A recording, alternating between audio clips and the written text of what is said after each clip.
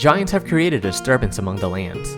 Multiple incidents of Giants' attack have sprouted in a multitude of cities. This is surely more than just a coincidence. Perhaps you could investigate it.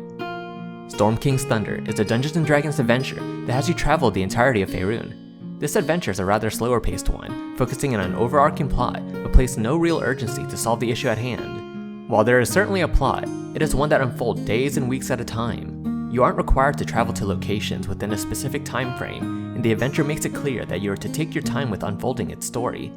Although slow, make no mistake that trouble is afoot. Follow me as I explore the story that unfolds in Storm King's Thunder. You've been traveling along the high road for days. As evening approaches, you spot a wooden signpost next to a trail that heads north into the hills. Nailed to the post are 3 arrow-shaped signs. The 2 signs marked Waterdeep and Daggerford follow the high road but point in opposite directions. The third, marked Nightstone, beckons you to follow the trail. If memory serves, Nightstone is roughly 10 miles up the trail. After following the trail for 10 miles, you hear the ringing of a bell. The sound grows louder as Nightstone comes into view. A river flows around the settlement, forming a moat.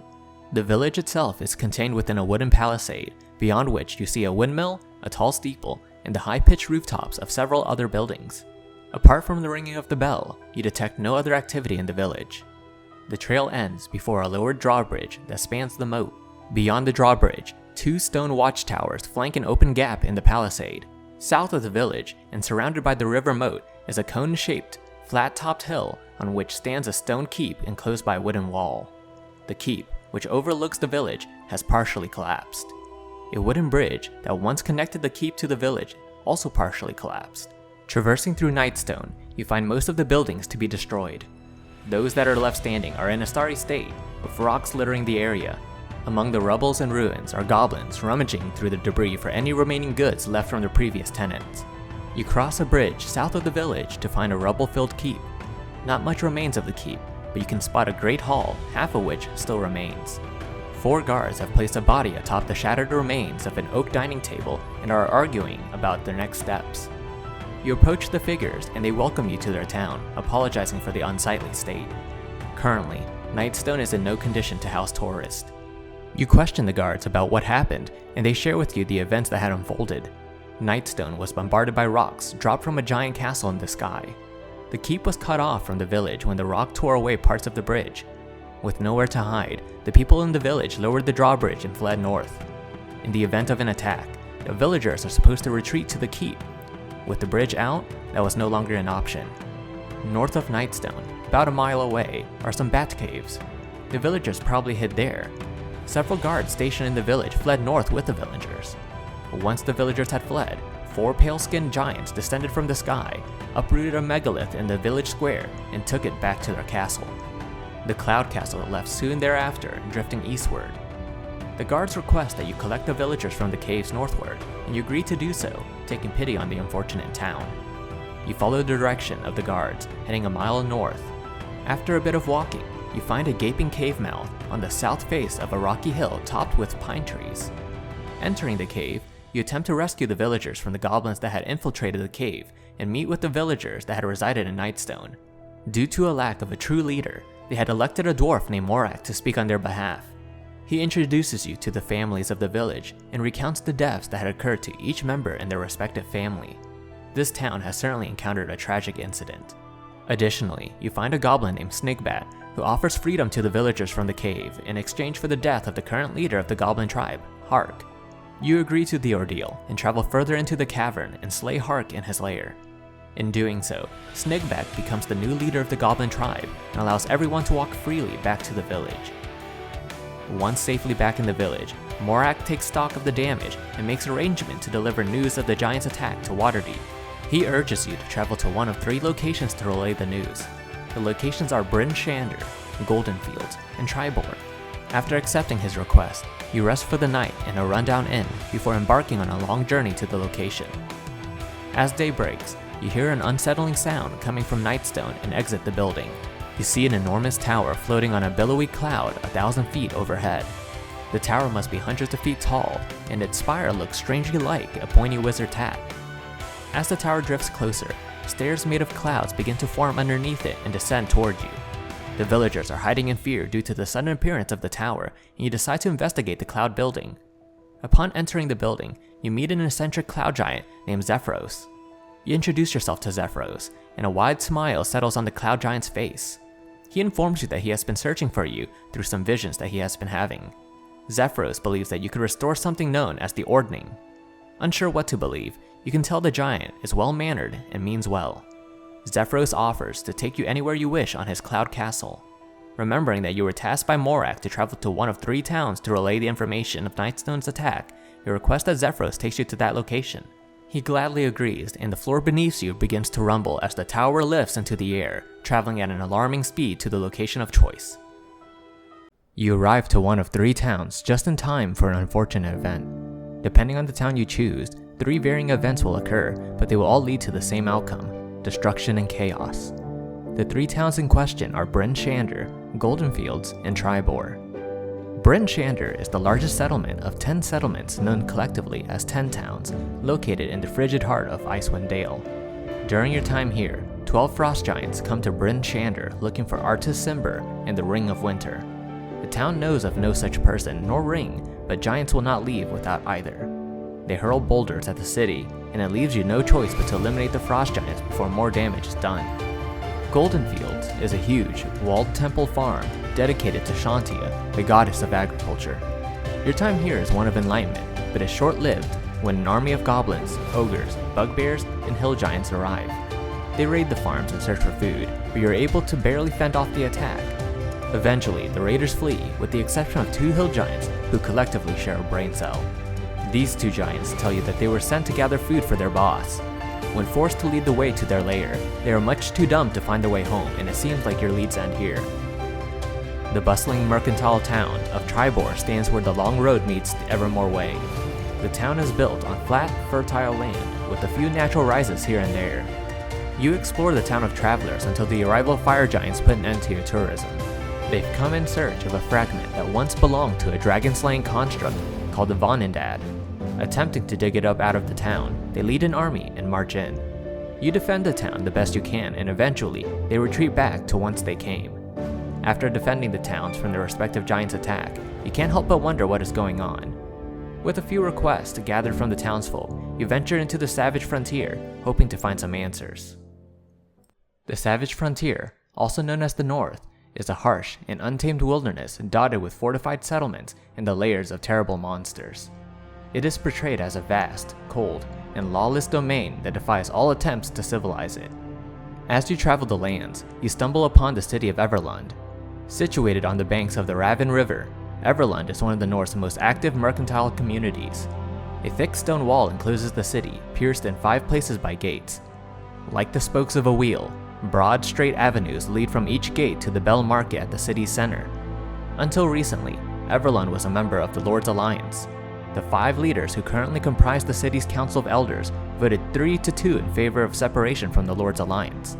The decision was touted as an opportunity for Everlund to chart its own course, but more educated citizens believe the vote was orchestrated by the Zor family, a group of influential nobles that moved to Everlund from Waterdeep over a century ago amid some scandal.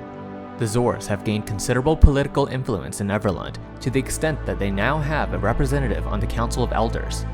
Entering the city, you explore the streets and stumble upon a prominent edifice known as the Moongleam Tower, a keep of black stone. It rises from one of the higher knolls in the city and consists of 4 narrow cylindrical towers joined together, surrounded by a dry moat that can be quickly flooded through a system of cisterns and pumps. This tower serves as a stronghold for an organization that wishes to see balance in the world, known as the Harpers. Within the tower, you meet a Harper wizard named Crowan Valharo, along with a multitude of Harper members. Crowan warns you that the sudden appearance of giants poses a grave threat to the balance of power in the north. He has it on good authority that multiple organizations are all taking steps to protect civilization against the giants' depredations. Crowan tells you that the giants and dragons have a long history of conflict, and he suspects that the dragons might somehow be responsible for the giants' uprising, whether directly or indirectly. You explain that you wish to help prevent the uprising of giants from happening, and Crowan grants you the free access to a secret network of teleportation circles that he and his fellow Harper wizards use for travel. He leads you to a circular chamber in Moongleam Tower that consists of a teleportation circle. Crowin tells you that the teleportation circle is one of 6 that are linked together. The other 5 are located in Loudwater, Mirabar, Neverwinter, Waterdeep, and Yartar. Each teleportation circle will have an attendant that will help you travel to the other teleportation circle. If you are in need of quick transportation, these teleportation circles will come in handy. Crowin sends you forth back into the north to search for more information and perhaps a way to prevent the giants from destroying the lands. As you exit Everlund, fate brings you in contact with Harshnag the Grim, a legendary frost giant. He looks like a typical frost giant, except that he's clad in plate armor and wears the skull of a white dragon as a helm. He's a giant of few words who prefers to let his action do his talking. You recognize Harshnag from the legends, depicting him as a giant who slays his own kind at every turn. Telling him about your quest to prevent the destruction of civilization from giants, he stares at you sternly before speaking. Harshnag believes that he must consult with higher authority about the events that has been happening. He knows the location of a mountain temple built by his ancient ancestors under the spine of the world. He calls it the Eye of the Allfather. According to giant legend, the temple contains a divine oracle. Harshnag offers to lead you there so that you can consult with the oracle and learn how best to end the giant's threat to the north. You accept his offer and begin your journey to find this mysterious oracle. Guided by Harshnag, you travel to the spine of the world, scaling icy mountains to reach a temple built by giant lords. Within this complex, you find a 40-foot wide, naturally formed stone causeway leading to the entrance of the Eye of the Allfather. With the help of Harshnag, you eliminate some barbarians who reside at the entrance, wishing to plunder the temple. Entering the temple, you see thick frost that clings to every surface of this 100-foot high vaulted chamber. 7 enormous statues dominate the room. The largest of them is an 80-foot tall robed giant, his arms outstretched and his face hidden beneath a stony cowl, facing a glowy archway in the east wall. Kneeling in rows to each side of the statue are 6 statues half its size, each impressive in its own right and depicting a paragon of a type of a giant. These small statues face the bigger one in the room's center. In their outstretched arms, 5 of the giants hold weapons, gifts for the Allfather. Only the Frost Giant statue is unarmed.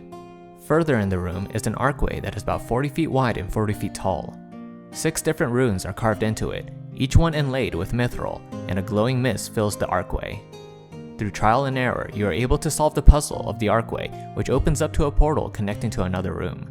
Beyond the archway lies a hexagonal chamber, whose walls rise 50 feet before tapering to a 90-foot high apex.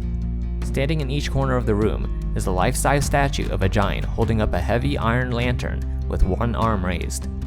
Each type of giant is represented: hill, stone, frost, fire, cloud, and storm. A cold magical light radiates from each lantern, illuminating a giant corpse lying on the floor beneath a shroud of frost in the middle of the room. The corpse looks like it has been here for some time, preserved by the cold. Next to the body rests a giant frost-covered morning star. You approach the body, which causes the giant's ghost to rise up from the corpse. The spirit introduces himself as Aegeron and demands to know why you have come. You explain to him the situation of the giants and wish to contact the oracle. He tells you that etched into the floor is a mithril inlaid circle, inscribed with a rune in words: "Ask your questions and know the truth." Aegeron explains that the rune only has 6 charges, so you must pick your questions wisely. You question the oracle, and it tells you the ordning between giants have been broken. It was broken by Annam, the Allfather, to rouse the giants from their complacency. In order to stop the giants, you must find a magic conch of the storm giant king Hecaton. Using it will take you to Hecaton's court, where you may root out the evil. The conch is currently in the grasp of one of 5 evil giant lords. The oracle reveals the location in which you can find the evil giant lord and obtain the conch. After gathering the information that you need, you leave the archway back into the main room.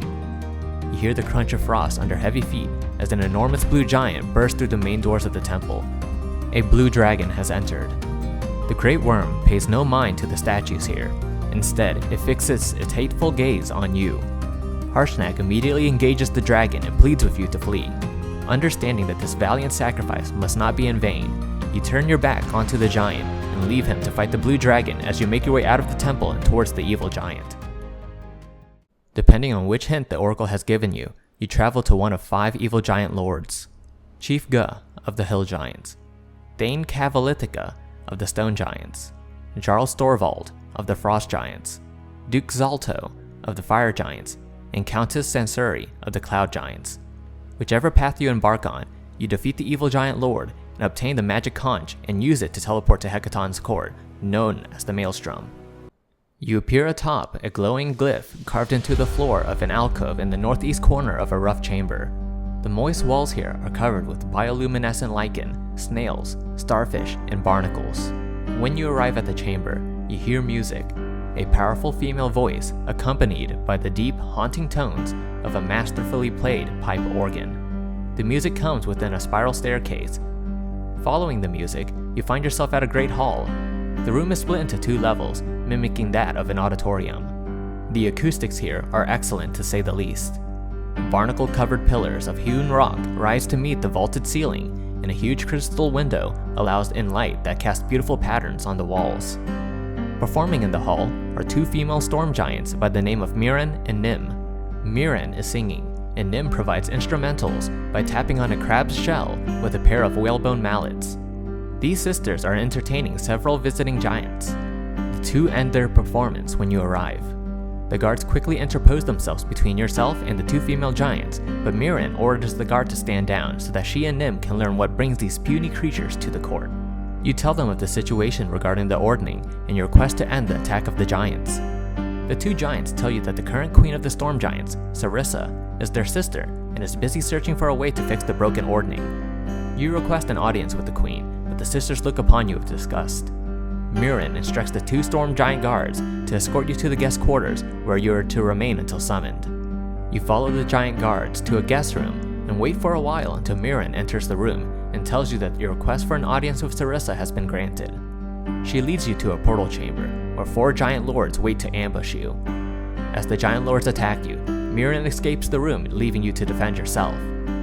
You fend off the giants and convince them that your presence in the castle isn't for violence but peace. After winning over the trust of the giants and defeating those who refuse to listen to you, you make your way to the throne room. Maelstrom's throne room resembles an amphitheater. Stone bleachers overlook an oblong chamber with a pool of seawater near its center. Facing the pool are 3 enormous thrones. The middle one is carved from a solid chunk of obsidian, has 4 blue dragon skulls affixed to its base, and floats 1 foot above the floor. Sitting upon the throne is Sarissa.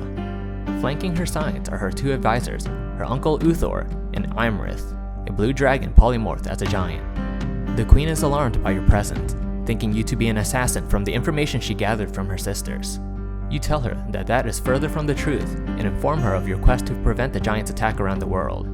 Sarissa sighs in shame as she apologizes for the accusation.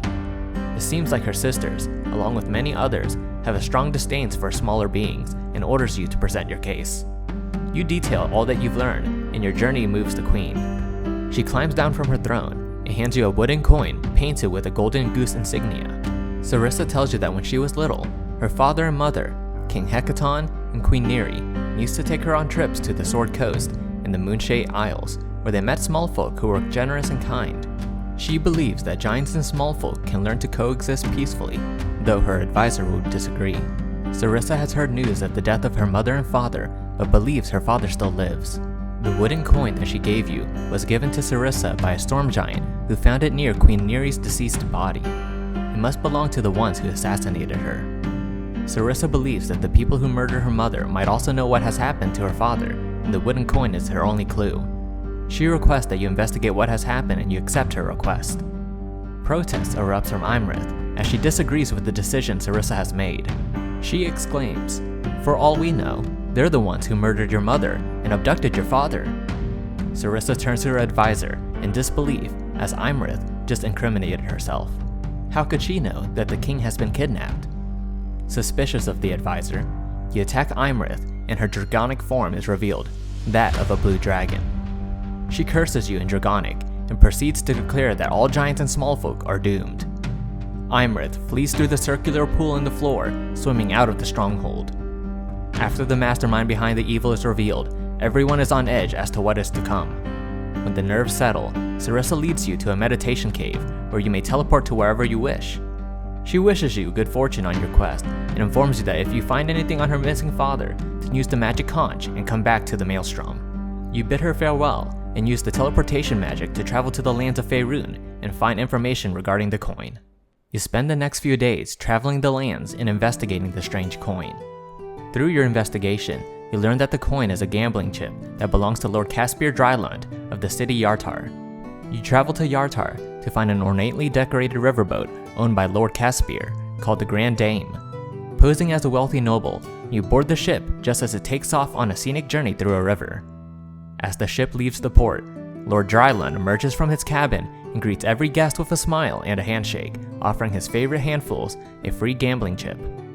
As you explore the ship, you stumble upon the reason for the gambling chips, a large cabin transformed into a gambling hall.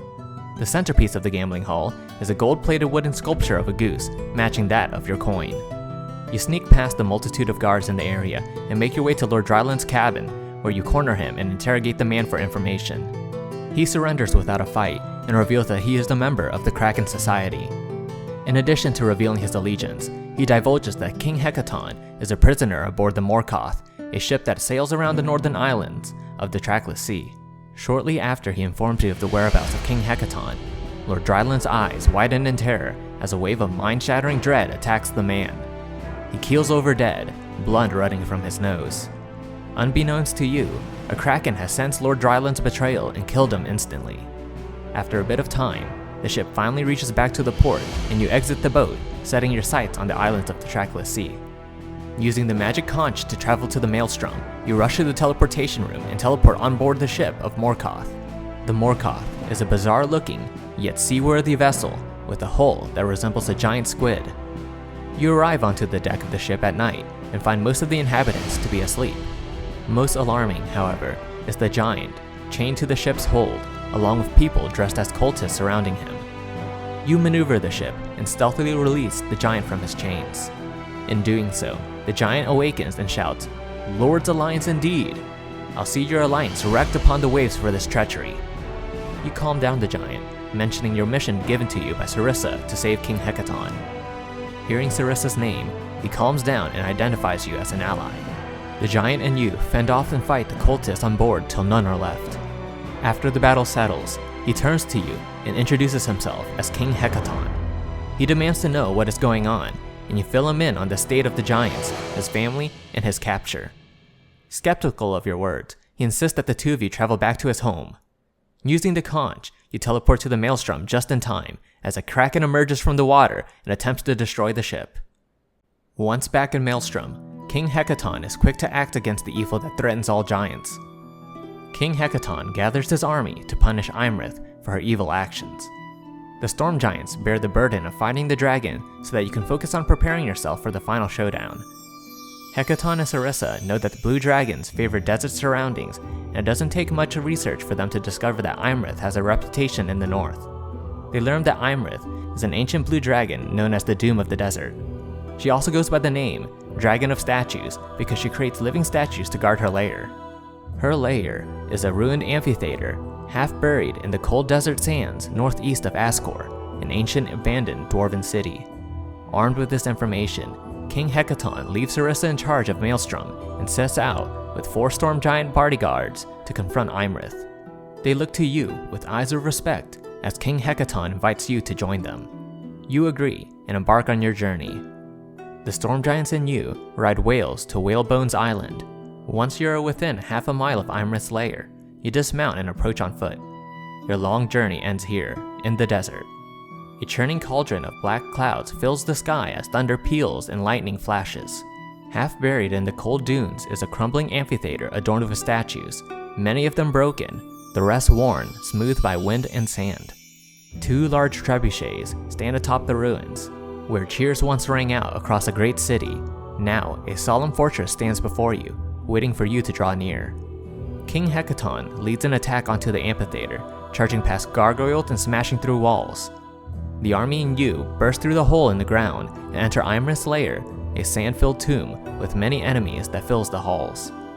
King Hecaton declares a challenge towards Imrith and, in her arrogance, emerges from her hiding and lunges at the king. You fend off as many enemies as you can and help the giant king fight the blue dragon. Filled with pride, Imrith fights to the death in an attempt to defend her lair.